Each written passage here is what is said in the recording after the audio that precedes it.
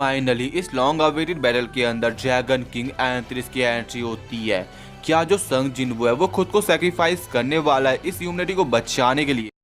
तो गाइज आज हम लोग सोलो लेवलिंग के सीजन 4 के एपिसोड 8 को एक्सप्लेन करने जा रहे हैं। और वीडियो को शुरू करने से पहले अगर तुम्हें वीडियो पसंद आती है तो वीडियो को लाइक, चैनल को सब्सक्राइब एंड इस वाली वीडियो को अपने दोस्तों के साथ शेयर कर देना। और अगर तुम्हारा कोई भी डाउट होता है किसी भी एनिमे को लेकर तो तुम लोग हमें इंस्टा पे डीएम कर सकते हो और फॉलो करना भी बिल्कुल मत भूलना। और इंस्टा की लिंक तुम्हें डिस्क्रिप्शन में मिल जाएगी। तो अब वीडियो को शुरू करते हैं। प्रीवियस एपिसोड की आखिर में हम लोगों ने देखा था कि अब पूरी दुनिया को एक सच पता चलने वाला है। तो अब आगे अगले एपिसोड की शुरुआत में हम लोग एक काफ़ी बड़ी सी गैदरिंग को देखते हैं जिसके अंदर presidents, prime minister, guild master और हंटर एसोसिएशन के चेयरमैन इंक्लूड होते हैं। और सभी लोग प्रेशराइज फील कर रहे होते हैं। और अभी इस वक्त जो जिन्वो है उसने मंच को ले रखा होता है और सभी लोग उसके मुंह से ये सुनना चाहते हैं कि चीज़ें वैसी होने वाली जैसे लास्ट टाइम हुई थी। और यहाँ पे वो उस लास्ट टाइम की बात कर रहे हैं जब एक बड़े से गेट के अंदर से बिलियन और उसकी आर्मी अपेयर हुई थी। लेकिन अगर जिन्वो इसके अपोजिट बोल देगा ना तो सभी के लगने वाले और ऐसा होने भी वाला है। और जिन्वो अपनी बात को शुरू करता है कि अभी हम सभी के लिए डिफिकल्ट टाइम चल रहा है और ये कोई फाइट नहीं है जिसे आप सभी लोग इग्नोर करें। और वो सभी लोग आपके सामने आएंगे और सभी चीज को डिस्ट्रॉय कर देंगे। लेकिन जो दूसरे लोग होते हैं ना वो जिन्वो की बात का अपोज करते हैं, उन्हें उसकी बातों पर यकीन नहीं होता और वो बोलते हैं कि जो नेशनल लेवल हंटर्स है वो हमें प्रोटेक्ट करेंगे। और जिन्वो फिर उन्हें बोलता है उनके पास 100 ऑफ बीस्ट है जो कि केमिस्ट से काफ़ी ज़्यादा ताकतवर है। ड्रैगन किंग जो कि हिस्ट्री की सबसे बड़ी डिजास्टर लाया था, इवन उसे नेशनल लेवल हंटर्स भी नहीं रोक पाएंगे। लेकिन अभी भी दूसरे लोगों को जिन्वो की बातों पर यकीन नहीं होता और फिर जिन्वो एक चुटकी बजाता है जिससे उसके आसपास काफी सारे गेट्स अपीयर हो जाते हैं। जो देखकर ना दूसरे लोग चौंक जाते हैं, उन्हें यकीन नहीं हो रहा था कि जिन्वो कैसे इतने सारे गेट्स को क्रिएट कर सकता है। और फिर जिन्वो अपनी बात को कंटिन्यू करता है कि जो हमारे एनिमीज है वो कहीं भी और कभी भी मेरी तरह गेट को क्रिएट कर सकते हैं, लेकिन अभी उनकी आर्मी काफी बड़ी है और इसीलिए उन्हें थोड़ा टाइम लग रहा है। और फिर एक बंदा चिल्लाते हुए जिन्वो को बोलता है, मिस्टर संग हम कैसे श्योर हुए कि आप उनके साइड नहीं है और हमें कैसे पता कि जो फर्स्ट गेट से सोल्जर अपेयर हुए थे वो हमें मारने के लिए नहीं हुए थे। लेकिन इन सब चीजों का मतलब ये नहीं है कि आप पर मेरा पूरा भरोसा नहीं है। और फिर साइड से डेविड जिन्वो से पूछते हैं, बोलते हैं कि हम लोग जानते कि उस गेट से किस तरह के बीच निकल सकते हैं, लेकिन अभी हमें क्या करना चाहिए एग्जैक्टली। तो जिन्वो उन्हें बताता है कि उनसे जितना हो सके उन्हें उतना जो भी गेट्स होंगे उनसे दूर रहना है। और इसके बाद हमें बताया जाता है कि जिन्वो की वार्निंग से एक मैसिव इफेक्ट पड़ा है और सभी जगह ना एक डर का माहौल आ चुका है बिकॉज अभी उन्हें कोई बचाने वाला नहीं है। और फिर सीन एक आइलैंड पर शिफ्ट होता है जहाँ पर जिन्वो का एक बड़ा सा महल बना हुआ होता है और ये जो काम होता है ना वो बेरू और उसके सोल्जर्स का होता है। और फिर उस बड़े से घर को देखकर जिन्वो बोलता है बेरू और बेरू बोलता है यस माय किंग। और फिर जिन्वो बोलता है अपने सिर को जमीन पे रगड़ो, रखो। और फिर बेरू वैसे करता है और जिन्वो से बताता है कि तुमने इसे स्मॉल हाउस बोला जिसके साइज को तुमने माइंड नहीं किया, लेकिन तुम कैसे इसे हाउस बुला सकते हो। और फिर बेरू जवाब देता है, मेरे को ऐसा लगा कि हमें आपके लिए एटलीस्ट इतनी तो तैयारी करनी चाहिए थी मेरे किंग। और फिर जिन्वो बोलता है, वैसे तुमने उधर एक फ्लैग क्यों लगाया। और तभी ना जो बिलियन होता है वो अपने सिर को जमीन पे पटकता है और अपना जिन्वो समझ जाता है कि ये काम बिलियन का है। फिर जिन्वो बिलियन से पूछता है, बिलियन क्या होगा अगर एक आर्मी अपने मुनाफ को लूज कर देती है और तुम एक ग्रैंड मास्टर हो, और क्या तुम मेरी जगह संभाल सकते हो जब मैं मर गया तो बिलियन जवाब देता है, हमारी लाइफ आपके हाथों में और अगर आप मर गए तो हम लोग फिर से नथिंगनेस में वापिस चले जाएंगे। और अभी जिन्वो अपने सोल्जर्स के बारे में सोच रहा होता है और तभी पीछे से एग्री जिन्वो को बोलता है, मेरे किंग हम लोग उन्हें ऑल आउट वॉर का चांस ही नहीं देंगे। और फिर जिन्वो बिलियन से पूछता है, तुम्हें क्या लगता है कि उनके पास कितने ट्रूप्स होंगे।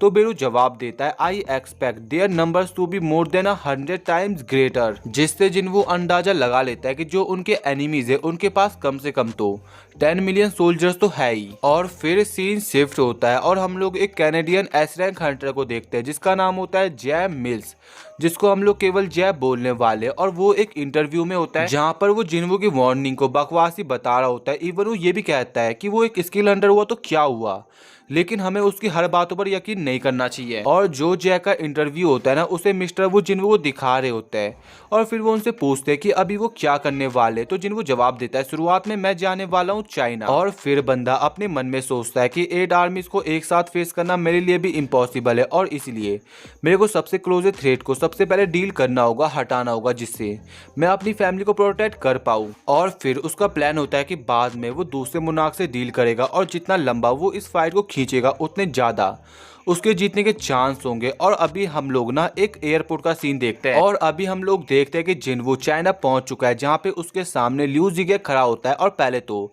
हम लोगों को इनकी नॉर्मल बातचीत दिखाई जाती है जो कि हमारे इतने काम की नहीं है। और फिर वो पॉइंट आता है जब जिनवू उस एसरेंग गेट के सामने होता है और फिर लिू जिगे जिनवू को चाइना के 1 लाख स्ट्रॉन्गेस्ट हंटर्स को दिखाता है जो कि एक जगह एक साथ गैदर हो रखे होते हैं। और इन सभी हंटर्स को देखकर जिनवू को ऐसा लगता है कि क्या इनके पास कोई चांस भी है कि वो अपने सामने अपने एनिमीज को फेस कर सके। और तभी शायद से लिू जिगे बोलता है, हम लोग चाहे नंबर्स में कम है लेकिन जो सभी लोग हैं वो एलीट और हाई स्किल हंटर्स हैं। और देखकर ऐसा लग रहा है कि फाइनली अब गेम शुरू होता है और अब जिनवू भी अपनी एक बड़ी सी और मैसिव आर्मी को समन करता है, जिसको तुम खुद अपनी स्क्रीन के सामने देख सकते हो। और इस बड़ी सी आर्मी को देखकर ना जो लिू जिगे होता है उसके अंदर जिनवू को लेकर एक खौफ आ चुका है भाई कि फट जाते जिनवू को देखकर। लेकिन अब वो पॉइंट आ जाता है कि जब फाइनली गेट ब्रेक होता है और बिलियन बोलता है, ये काफी अजीब है, मैं किसी की भी प्रेजेंस को सेंस नहीं कर पा रहा हूँ। और फिर जिनवू पूछता है दूसरे गेट्स के बारे में क्या कहना है, तो बिलियन बताता है कि जो मैं शैडो सोल्जर के थ्रू सुन पा रहा हूँ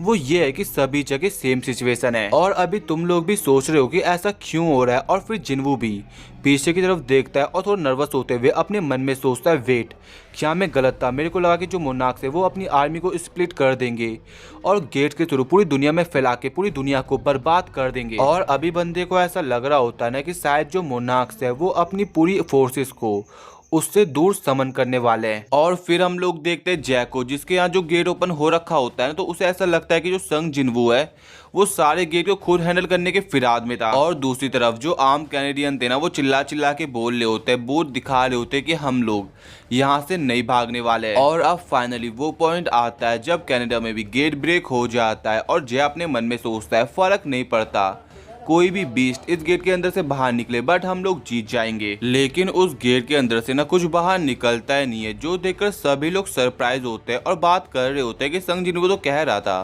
कि गेट के अंदर से काफी सारे बीस्ट निकलने वाले, बट ऐसा नहीं हुआ। क्या वो ब्लफ कर रहा था? लेकिन उस गेट के अंदर से ना एक ही इंसान निकलता है और इस चीज को देखकर जय अपने मन में सोचता है, वेट, क्या ये ह्यूमन तो नहीं है? और जो बंदा गेट से बाहर निकला था ना वो और कोई नहीं, ड्रैगन किंग एंथ्रिस होता है। और इसको तुम अच्छे से अभी देख सकते हो। और फिर वो जे के पास आता है और उसे बोलता है, are you the king of this place? और बंदा कूल बनने के चक्कर में ना यस भी बोल देता है। और तभी एंथ्रिस बोलता है, देखकर ऐसा लग रहा है कि वो यहाँ पर नहीं है और गाइज हम लोग ड्रैगन किंग को केवल एंथ्रिस ही बुलाने वाले हैं। और फिर सीन चेंज होता है और हम लोग संग जिनवू को देखते हैं जो कि एक मैनेजमेंट के बंदे से पूछता है, क्या कोई तरीका नहीं है कनाडा चेक करने का? तो वो बंदा जवाब देता है, 1 मिनट रुकना सर। और फिर बंदा खुद एडम वाइट को कॉल लगाता है और उनसे पूछता है कि कनाडा में जो क्लोजल गेट ओपन हुआ था उसका क्या हुआ। लेकिन जिनवू को एडम के पास से ना काफी सारी आवाजें आ रही होती है, जो सुनकर वो भी थोड़ा चौंका हुआ होता है और वो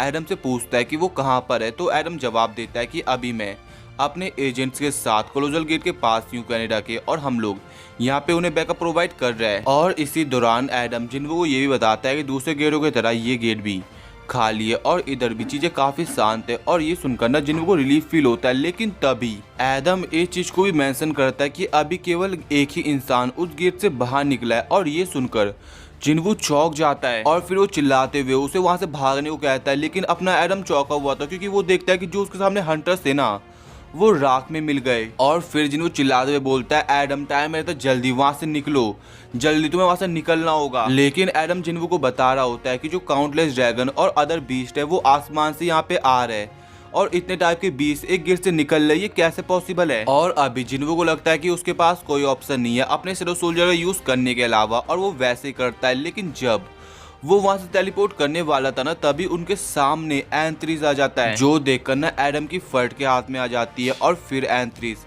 उस पर फायर अटैक करता है जिसको जिन्वू का और डॉज नहीं कर पाता और फिर जिन्वू के साथ उनका कनेक्शन कट ऑफ हो जाता है। और अभी जिन्वू अपने मन में सोचता है, मैंने देखा था कि ये सब होने वाला है और जो मेरे शैडो सोल्जर्स है, शैडो आर्मी है, वो तभी ताकतवर बनेगी जब वो बैरल को लंबा खींचेगी। लेकिन जो हमारा एनिमी है वो अपनी फोर्सेस को एक जगह गैदर कर रहा है जिससे वो जल्दी सब कुछ खत्म कर सके। और जो मोनार्क से उन्होंने अपने 8 गेटों को ओपन कर दिया है और अगर वो अपने प्लान को कैरी करेंगे तो वो अपने फोर्सेस को मुझसे जितना हो सके उतना दूर भेजेंगे। और अभी बंदे को ऐसा लग रहा होता है कि जो ऑल आउट वॉर है वो शुरू हो चुकी है और जो उसका प्लान था टाइम बाय कराने का वो पूरा मैसअप हो चुका है। और वो अपने मन में सोचता है is there really nothing I can do. और फिर सीन चेंज होता है और हम लोग देखते हैं एंथ्रिस को जो कि एक डेविल स्माइल के साथ बोलता है मैं इन लिविंग क्रिएचर्स की हार्ट की पल्स को सुन सकता हूँ और अभी तुम लोग ड्रैगन किंग की एक बहुत बड़ी आर्मी खुद विटनेस कर सकते हो। और बंदा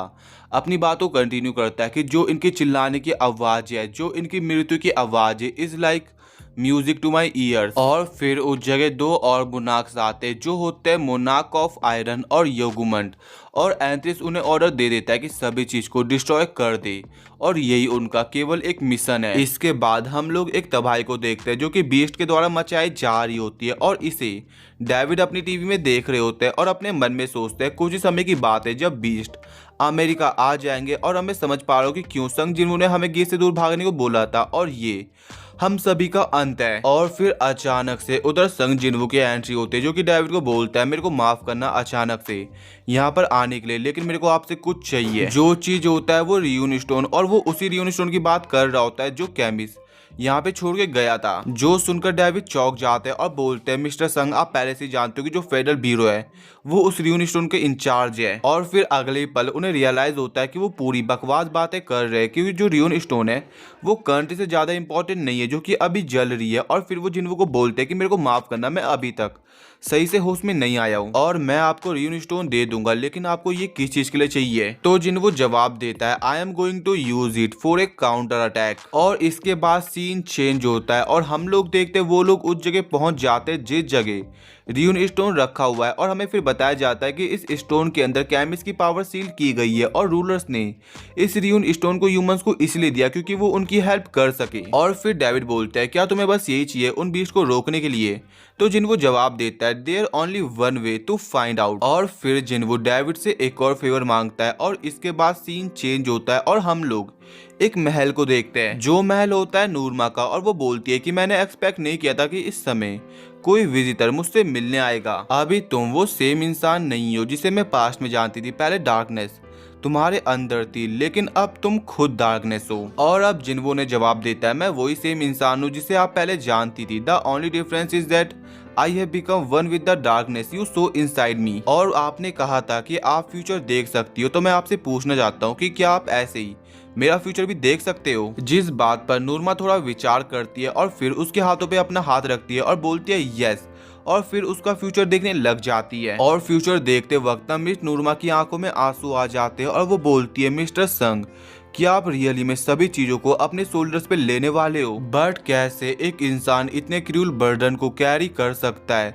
और क्या आप खुद को सैक्रिफाइस करने वाले हो इस दुनिया की अच्छाई के लिए? जो सुनकर जिन्वू हंसते हुए कहता है अब मेरे को रिलीफ फील हो रहा है क्योंकि मेरा प्लान काम करेगा। और फिर नूरमा बोलते चिल्लाते हुए ये क्या बोल रहे हो आप, कोई भी आपको याद नहीं करेगा, ये एक लोनसम बैटल होने वाली है। लेकिन अब जिन्वू को अपने सवालों का जवाब मिल गया तो इसलिए वो शैडो एक्सचेंज का यूज करके वहां से फिर निकल जाता है। उसके बाद सीन चेंज होता है और जो जिन्वू होता है ना अभी वो एक बड़े से टावर के ऊपर होता है जो कि सामने का नजारा देख रहा होता है। और फिर वो अपना फोन उठाता है एंड देन किसी को कॉल करता है और हंसते हुए कहता है ये मैं हूँ। और जिसको उसने कॉल किया है ना वो चाहे इन होती है और वो बोलती है रियली में जिन्वू क्या ये तुम हो?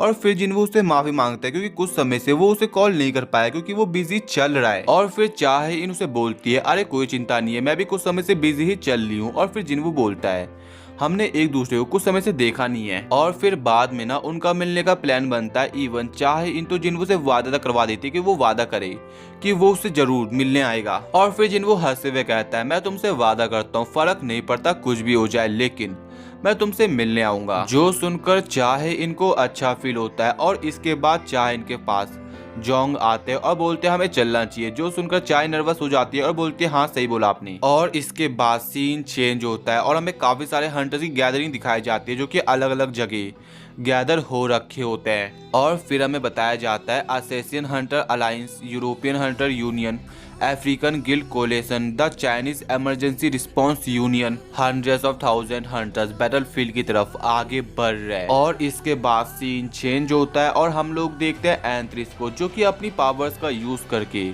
जिन्वू को डिटेक्ट कर लेता है और कहता है तुम कब तक मुझसे छुपे रहोगे। लेकिन जिन्वू भी अलग चौड़ में, और वो बोलता है चिंता मत करो, मैं जल्दी वहां पे आ जाऊंगा। और इसी के साथ अपना एपिसोड खत्म हो जाता है। तो गाइज आज के एपिसोड के अंदर हम लोगों ने देखा ड्रैगन किंग एंथ्रिस को, जिसकी आर्मी अब अर्थ में आ चुकी है डिस्ट्रक्शन मचाने के लिए। और जिन्वू भी अभी श्योर नहीं है कि वो उन 8 आर्मीज को रोक भी पाएगा या नहीं। और दूसरी चीज हमें ये पता चली कि जो जिन्वू है वो खुद को सेक्रीफाइस करने वाला है इस दुनिया को बचाने के लिए, ह्यूमैनिटी को सेव करने के लिए। और अभी जो 100 ऑफ हंटर्स है वो भी अब बैटलफील्ड में उतर चुके हैं और अगले एपिसोड में एक शो डाउन होने वाला है।